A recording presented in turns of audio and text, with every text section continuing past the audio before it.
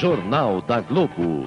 Oferecimento Banespa. Viver Banespa é crescer. O discurso que o presidente Carter fez há poucos minutos em Washington. O boicote e as alternativas para a carne do boi. A decisão do Campeonato Brasileiro de Juvenis.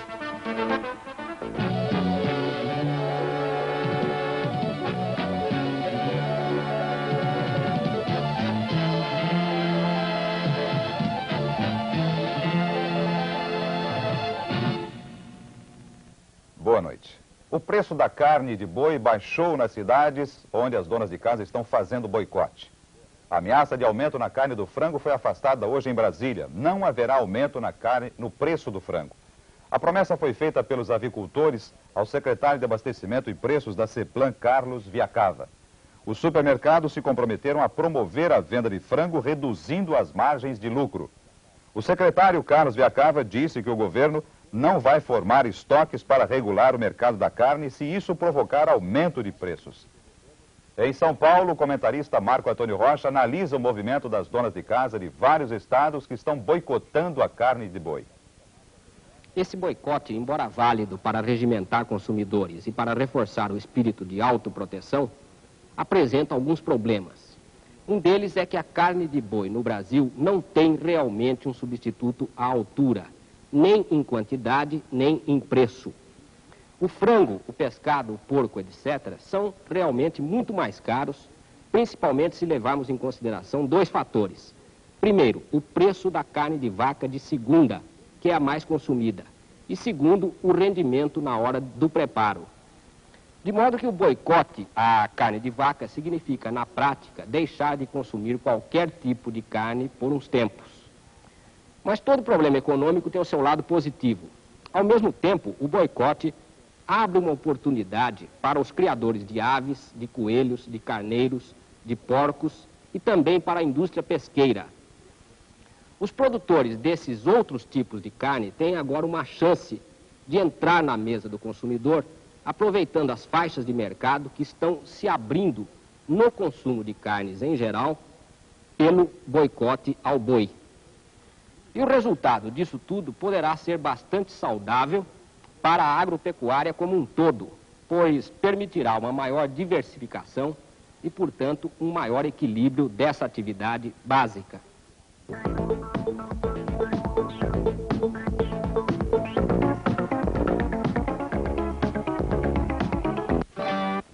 Põe mais crença no trabalho, mais amor em sua vida.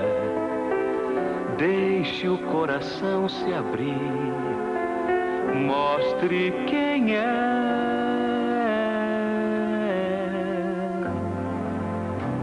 Com trabalho você pode construir, conte com o Banespa. No momento de crescer, Só com trabalho venceremos a inflação. Uma tarefa de todos. O Banespa existe para apoiar este trabalho. Para um Brasil melhor. Hoje e amanhã. Viver Banespa é crescer. suas mãos.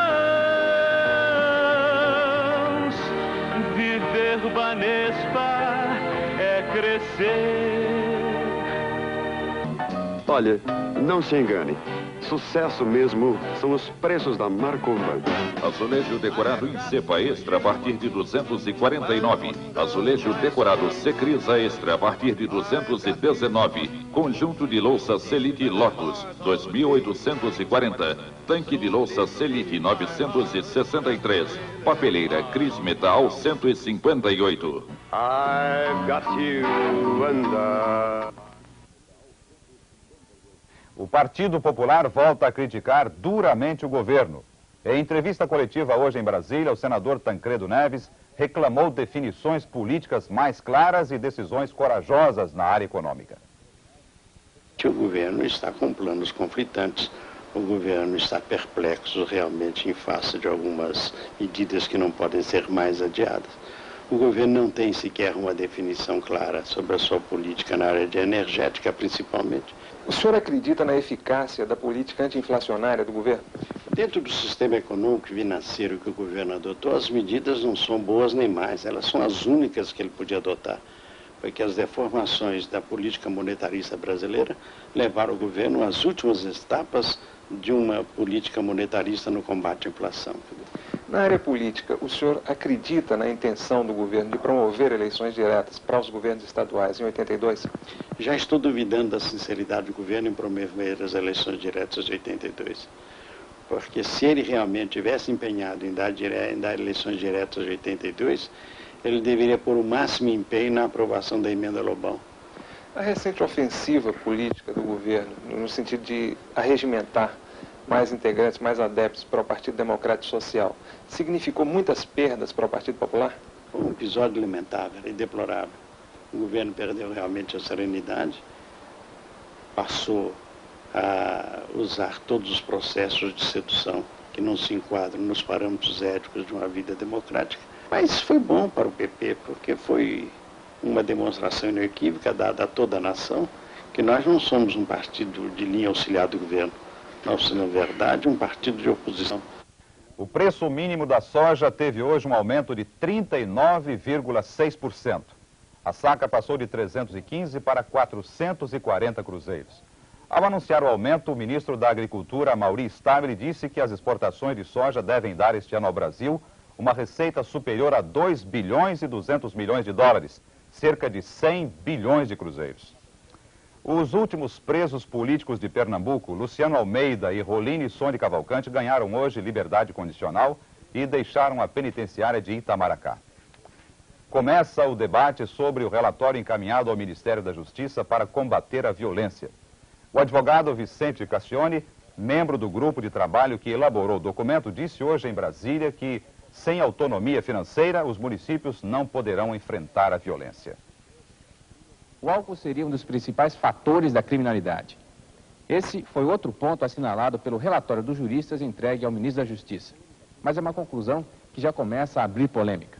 Hoje nós ouvimos um sociólogo e o secretário da Segurança de São Paulo. E vejam as suas opiniões. Eu li o extenso relatório apresentado ao ministro e eu acho que essa conclusão não é uma conclusão séria. O álcool está longe de ser uma das principais causas da violência. O álcool é uma causa de violência, mas não é a única causa. O álcool é uma causa de criminalidade, e isso é coisa notória, público, desde que ingerido em excesso perturba um tóxico. Olha, eu acho que essa conclusão da comissão é uma conclusão intensamente impressionista. No que eu pude ler do relatório, não houve nenhum trabalho cuidado a esse respeito. São os velhos clichês a respeito da correlação de embriaguez e classes populares que o relatório da comissão repete. Bom, então quais seriam as causas para essa violência? Olha, as causas para essa violência eu acho que estão muito mais na área da situação social da população brasileira. O problema é o grande conglomerado humano, é a desnutrição, é a inflação, é a falta de emprego, é a falta de dinheiro, é até a fome. Fala-se muito em proibir o álcool no fim de semana. É certa essa medida ou não? Eu acho que qualquer medida nesse campo é delicadíssimo. Bastaria que a comissão tivesse se dado ao cuidado de examinar a larga contribuição que a lei seca deu nos Estados Unidos para a máfia e para o mercado negro de bebidas. Eu acredito que qualquer medida menos cuidada nesse campo pode se levar a isso facilmente. Uma sugestão sua para combater isso? Evitar o desemprego, evitar a migração dos centros do interior para os grandes conglomerados humanos, como São Paulo. Eu acho que políticas decididas na área social, relativa ao menor, ao problema do emprego, ao problema da alimentação, né? Eu acho que medidas mais ousadas, mais imaginativas nessa área terão uma consequência imediata e efeitos muito mais decisivos do que qualquer mudança na política de repressão. Os embaixadores árabes protestam contra a série O Machão, apresentado pela Rede Globo. O Itamaraty transmitiu hoje à direção da TV Globo as preocupações manifestadas por um grupo de embaixadores islâmicos com relação ao seriado O Machão, que está sendo exibido todas as sextas-feiras pela Rede Globo de televisão. Os embaixadores da Síria, Arábia Saudita, Irã, Paquistão e Liga dos Estados Árabes foram recebidos ontem pelo secretário-geral do Itamaraty, embaixador Baena Soares, quando reclamaram contra algumas cenas dos próximos capítulos. Para os embaixadores, estas cenas têm um conteúdo ofensivo ao islamismo, sobretudo a figura do profeta Maomé. Ao falar hoje aos jornalistas sobre o assunto, o porta-voz da chancelaria, conselheiro Bernardo Pericaz, disse que a participação do Itamaraty no caso foi apenas transmitir à TV Globo a preocupação dos embaixadores islâmicos, uma vez que a TV é uma empresa privada de comunicação e, portanto, livre para escolher sua programação. O jornalista Roberto Marinho, presidente e diretor-geral da Rede Globo, mandou o seguinte telex ao ministro Saraiva Guerreiro. Com referência à série O Machão, permito-me transmitir a Vossa Excelência esclarecimentos que considero úteis à sua orientação. Em 4 episódios, o filme é a versão cinematográfica do livro The Pirate, da autoria de Harold Robbins, que está traduzido e publicado no Brasil já em 5ª edição. Submetido à censura, como é de lei, o filme recebeu o certificado que autoriza a exibição no horário de 21 horas. Trata-se, evidentemente, de obra de ficção. A história, com o objetivo de entretenimento, não tem qualquer conexão com a realidade, nem visa qualquer fim político. Antes de chegar ao Brasil, a série foi exibida nos Estados Unidos pela cadeia de televisão CBS, já tendo sido mostrada na Alemanha, na Inglaterra, na Itália, na Áustria, na Holanda e na Suíça. Foi também exibida no Japão, na Austrália e no Canadá. O mesmo se pode dizer de todos os países da América Latina, inclusive o México e a Venezuela. Certo de ter contribuído para o seu esclarecimento, aproveito a oportunidade para reiterar os protestos de minha estima e subscrevo-me cordialmente. Assinado Roberto Marinho, presidente e diretor-geral da Rede Globo.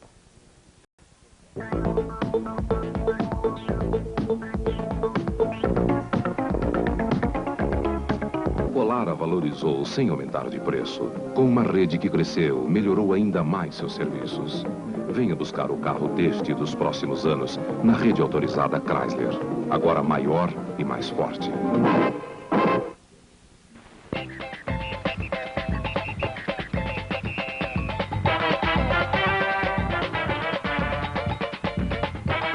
Se você tem uma ideia e acredita nela, vá em frente.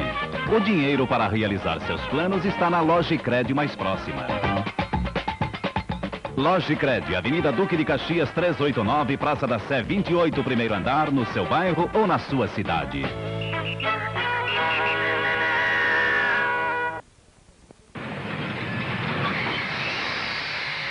Tira o sistema curto de filme grátis. Sim, sim. Sistema curto de filme grátis. Fotografou, ganhou filme grátis. Eu nasci no ano que minha irmã Fenite comemora seu jubileu de prata.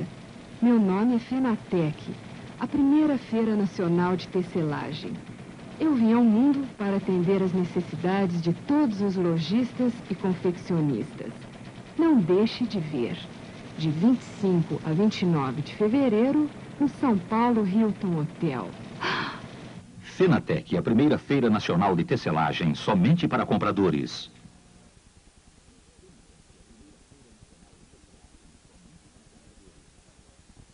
Morreu hoje em Los Angeles, Estados Unidos, o ator David Jensen, o Harry O da série de televisão. Ele tinha 49 anos e aparentemente sofreu um ataque cardíaco. David Jensen trabalhou no cinema e na televisão fez ainda as séries O Fugitivo e Richard Diamond. Em Lima, Peru, a polícia prendeu hoje os 8 operários da companhia telefônica que invadiram ontem o convento de São Domingos. Os operários da telefônica peruana estão em greve há 10 dias e já ocuparam também a embaixada da Espanha em Lima. A imprensa americana anunciou hoje que os Estados Unidos e o Irã fizeram um acordo secreto para libertar os reféns da embaixada americana em Teherã. Mas agora à noite, na primeira entrevista coletiva que deu nos últimos 2 meses, o presidente Carter não quis falar sobre o acordo. De Nova York, informa o nosso correspondente Sérgio Mota Mello. O presidente Carter fez questão de manter silêncio sobre as negociações com o governo do Irã para libertar reféns. Este é um assunto muito sensível, disse o presidente, que evitou todas as perguntas sobre um possível acordo secreto, que, segundo as últimas informações, traria os 50 reféns de volta aos Estados Unidos num prazo máximo de 10 dias. Em troca, a ONU enviaria a Teherã uma comissão internacional para investigar os crimes do Shah. Essa comissão seria formada por representantes do chamado Terceiro Mundo, e alguns deles já estariam escolhidos de comum acordo entre os Estados Unidos e o Irã.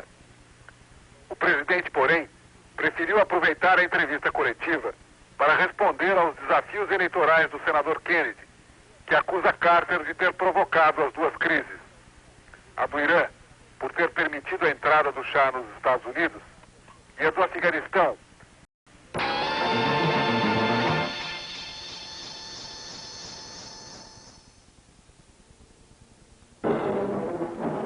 James Stewart e Henry Fonda